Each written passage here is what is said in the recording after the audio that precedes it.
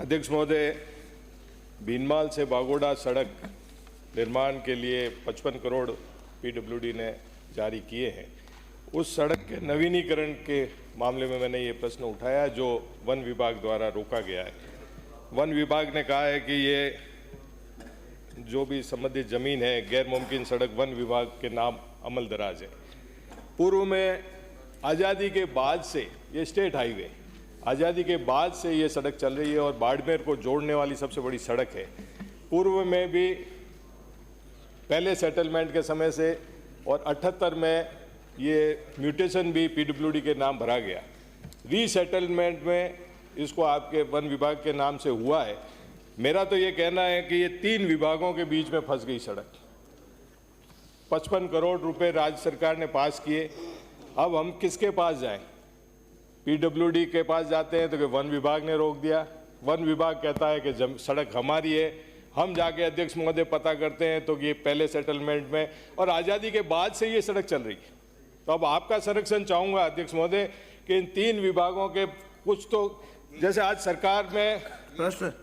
सरकार में काम की सहूलियत ईजी करने की जो नारा चल रहा है, अब आप तीनों विभागों को तय करके किस तरह से किया जाए। हमें तो ये सड़क चाहिए जो बरसों से चली आ रही है और आज़ादी के बाद से चली आ रही है और मुख्य सड़क है। इसके लिए मंत्री जी क्या? माननीय मंत्री जी। माननीय अध्यक्ष महोदय, भीनमाल से आने वाले माननीय सदस्य ने जिस सड़क का उल्लेख किया, 5 किलोमीटर लंबाई की ये सड़क वन क्षेत्र से गुजरती है और मैं माननीय सदस्य को ये आश्वस्त करना चाहूँगा कि इसकी जो यूज़र एजेंसी है वो पीडब्ल्यूडी विभाग है।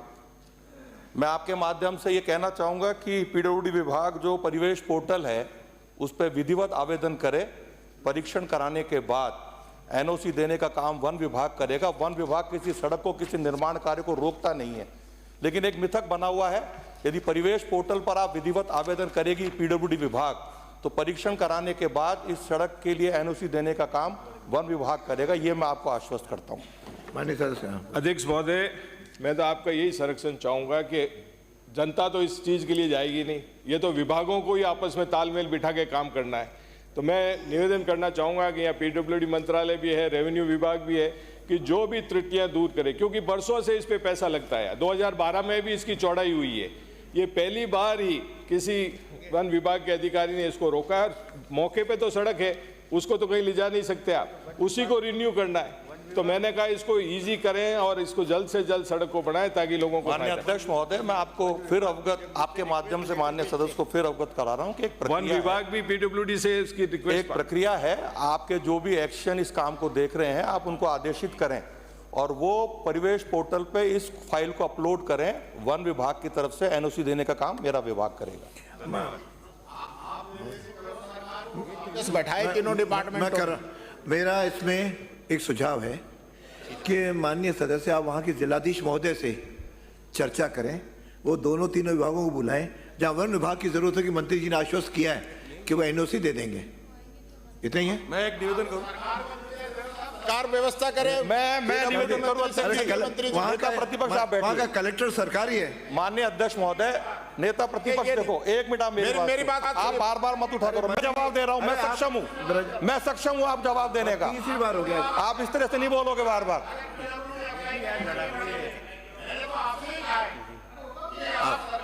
अरे आपको किसने कहा? बैठिए। यानी ये मैंने इसीलिए निवेदन किया था अध्यक्ष महोदय कि आपका संरक्षण चाहिए, तीनों विभागों का तालमेल हो तो ये सड़क मैंने कह दिया। मंत्री जी ने भी, हाँ आपको कुछ कहना मंत्री जी? माननीय प्रधानमंत्री जी ने पारदर्शिता रहे, संवेदनशीलता रहे, इसी के लिए परिवेश पोर्टल का गठन किया।